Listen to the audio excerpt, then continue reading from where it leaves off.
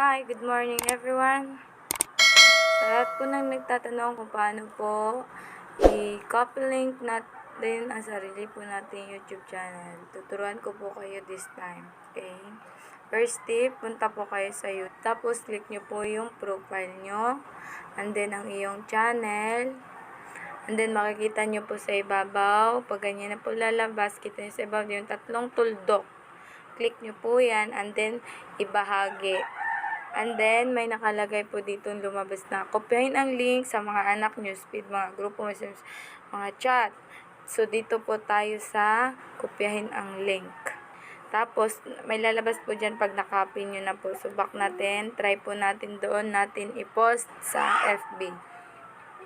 Para madalian po. Ayan. Ayan po. Tapos, yan po may lalabas. Ito. Yan. Copy link, then post. Diba? Ang dali lang po.